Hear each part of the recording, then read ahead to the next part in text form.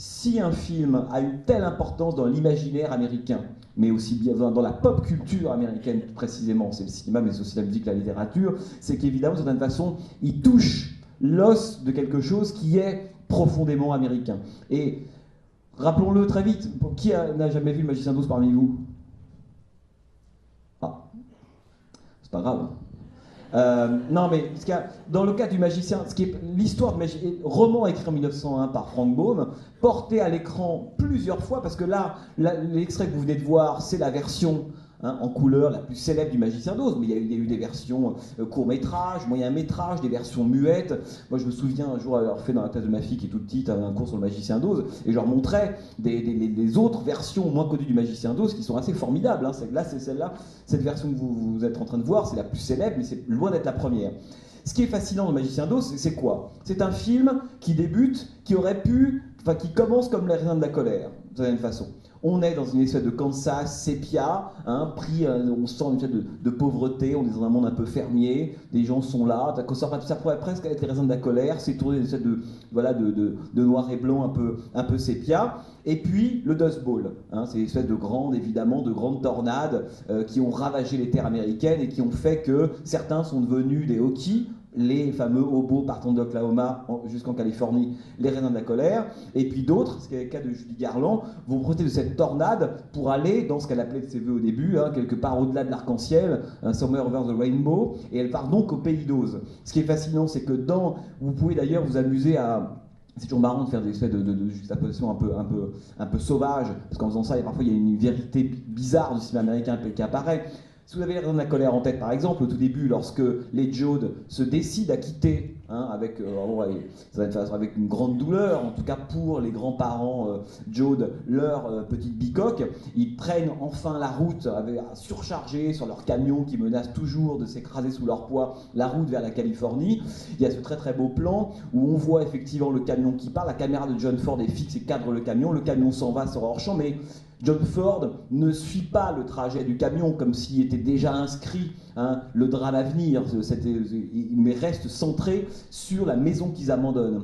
C'est ça qui est intéressant. Et là, on a le vent, les tumbleweeds, cette espèce de vent de poussière qui est à l'origine de leur exode. Bon, on pourrait presque dire qu'une version fantastique de cette séquence-là devient Le Magicien d'Oz au moment où la grande tornade s'abat sur le Texas, et puis Judy Garland rejoint sa chambre, et d'un seul coup la petite bicoque est prise dans une espèce de tornade. C'est la version fantastique de la tornade qui s'est abattue sur les Jodes. Alors, évidemment, ce qui se passe avec cette tornade, on pourrait dire tomber du ciel, mais tomber à propos, c'est qu'elle va lui permettre enfin d'aller tester son désir d'ailleurs. Parce que Judy Garland, Dorothy dans le film, avec son petit chien Toto, je veux dire, elle n'est pas contente, l'herbe est toujours plus verte ailleurs, elle n'a qu'une envie, c'est d'aller voir cette espèce d'endroit au-delà de l'arc-en-ciel, le pays d'Oz qui a l'air formidable. Autrement dit, c'est vraiment une des ancêtres des Roadrunners. Elle aussi, elle veut prendre la route. Elle en a marre de son petit Kansas, etc.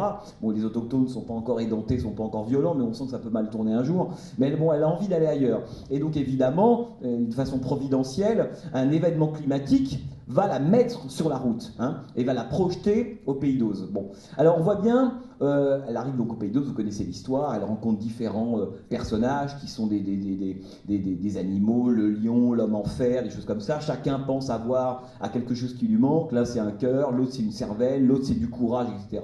Et ils partent tous en quête évidemment de ce magicien d'Oz, la fameuse cité d'émeraude, ce grand Mabus fantomacien qui va pouvoir régler tous les problèmes. Théoriquement, c'est passionnant parce que c'est toute l'histoire du road movie, à savoir le désir, enfin l'envie d'échapper à une vie un peu morne, on pourrait dire qui n'avance pas, qui vous englue, qui vous ensable quelque part. L'idée qu'on est toujours convaincu, c'est que c'est en prenant la route qu'on va évidemment à la fois accéder à une forme de liberté et atteindre une forme de vie meilleure.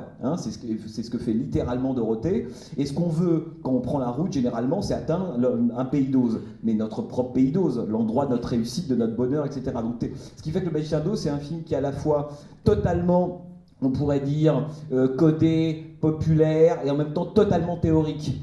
C'est un gamin de 5 ans peut adorer Le Magicien d'Oz, et un universitaire un peu grisou peut l'adorer aussi. Parce qu'en fait, il y a une matière théorique qui est évidemment fascinante. Alors, la fameuse Yellow Brick Road, la route de briques jaunes que va suivre évidemment Dorothée. Le film ne parle que de route. Il y a la route, hein, cette espèce de route un peu spiralique sur laquelle elle s'engage au début.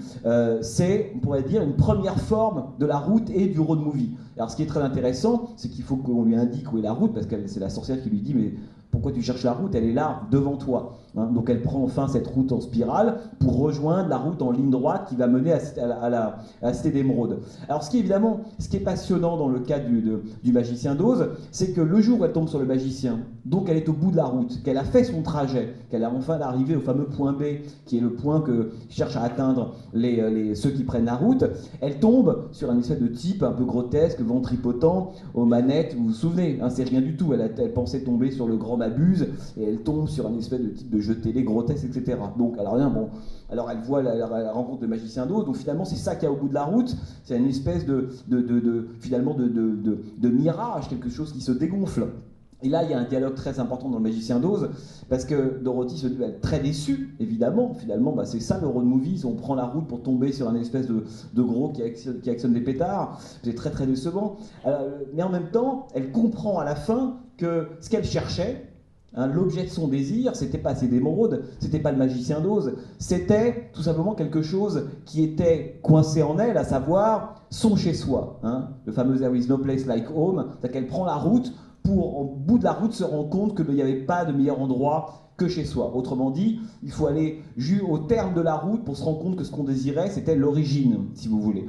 Cette espèce de double mouvement est extrêmement intéressant, puisque le magicien d'Oz, on pourrait dire, organise ou confond deux types de trajectoires. D'un côté, la route. Hein, ça, c'est presque de cette façon, voilà, la route en ligne droite. Lorsqu'elle va vers la Cité d'Émeraude, c'est la fin du temps moderne dont parlera Bernard après, le plan canonique, les deux personnages, main dans la main, ensemble, sur une calèche, peu importe, qui partent vers leur horizon. L'horizon à la fois du désir, de leur réussite, de leur avenir, etc. Donc il y a ça évidemment dans le magicien d'Oz. En même temps, ce que s'amuse à faire Fleming et les autres, c'est de travailler à la fois à côté de la route un autre motif qui est celui de la spirale, et qui est en fait un motif inverse. Cette fois, il ne s'agit pas d'aller quelque part dans l'espace, il s'agit d'aller quelque part au fond de soi. De toute façon, la route de briques jaunes, c'est une route métaphysique, alors que la route de pierre qui mène au magicien d'Oz, c'est une route qui est physique. Or, au terme de la route physique, il y a la déception, alors qu'au terme de la route métaphysique, littéralement la spirale, ça permet d'aller au fond de soi, on fait de la route mais verticalement au fond de soi, la route métaphysique permet en fait de trouver la réponse, et en l'occurrence, le fameux endroit qu'on n'aurait jamais dû quitter, qui est chez soi.